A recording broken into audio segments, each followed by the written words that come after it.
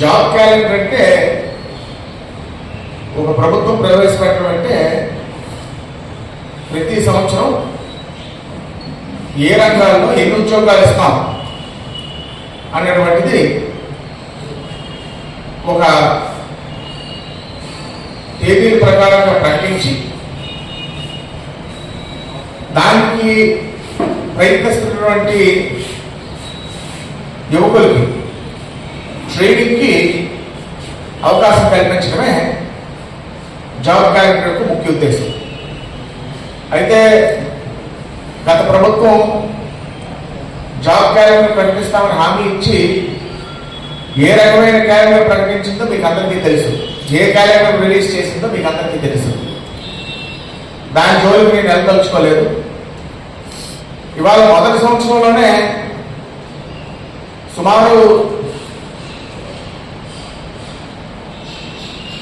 15,000-16,000 ఉద్యోగాలు గవర్నమెంట్ పరంగా, డిఎస్సి అవనివ్వండి, ఇతర అవనివ్వండి, పోలీస్ శాఖ అవనివ్వండి, అవన్నీ కలిపి గవర్నమెంట్ ఉద్యోగాలు సుమారు 20,000 వరకు ఈ కూటమి ప్రభుత్వం ప్రకటించడం జరిగింది.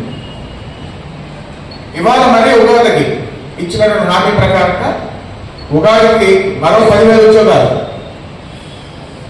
ఈ ప్రభుత్వం ప్రకటించడం జరిగింది.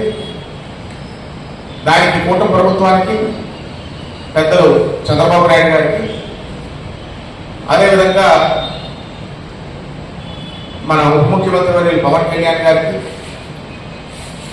ఈ ఆర్థిక సంక్షోభంలో కూడా మన ప్రభుత్వాన్ని, మన రాష్ట్రాన్ని అనునిత్యం ఆదుకున్నటువంటి మన ప్రధానమంత్రి గారు నరేంద్ర మోడీ గారికి, ప్రత్యేకించి మన యువసారథి, మన యువ నాయకులు నారా లోకేష్ గారికి, ఎందుకంటే వాళ్ళ డిఎస్సీ అవ్వనివ్వండి, ఇవాళ జాబ్ క్యాలెండర్ అవ్వనివ్వండి, నారా లోకేష్ గారి యొక్క పాత్ర మరోలేనిది, చాలా చాలా ముఖ్యమైనటువంటి పాత్ర పోషించడమే కాకుండా ట్రాన్స్పరెన్సీ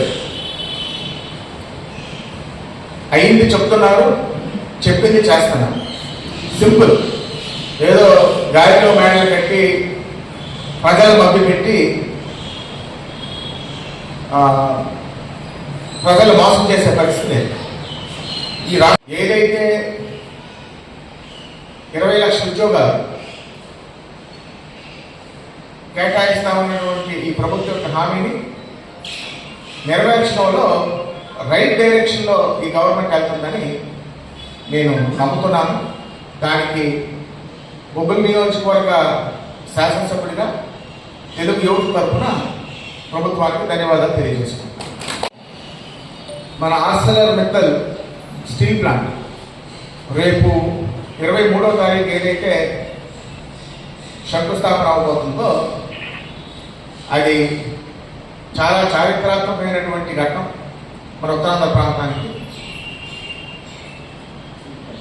మన వైజాగ్ స్టీల్ ప్లాంట్ తర్వాత మన రేపు రాబోయే భోగాపురం ఎయిర్పోర్ట్ తప్ప తర్వాత అతి ముఖ్యమైనటువంటి ఘట్టంగా నేను మీకు అందరికీ కూడా తెలియజేసుకుంటున్నాను.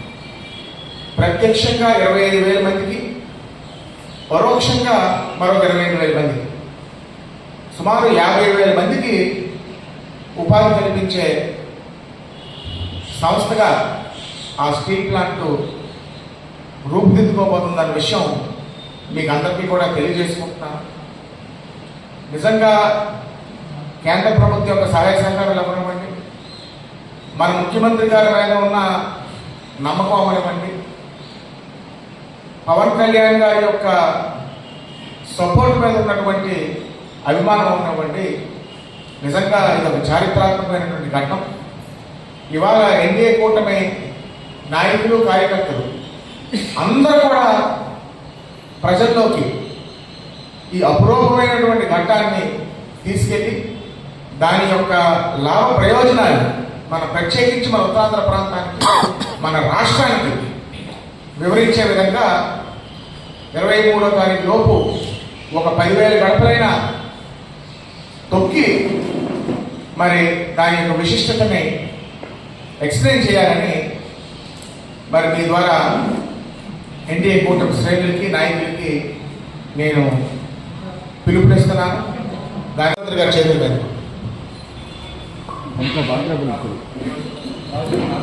ఎగ్జాక్ట్ డీటెయిల్స్ నాకు తెలియదండి, కానీ ప్రస్తుతం కొన్ని అబౌవ్ 50,000 crores అంటున్నాను, కానీ 25,000 ప్రతి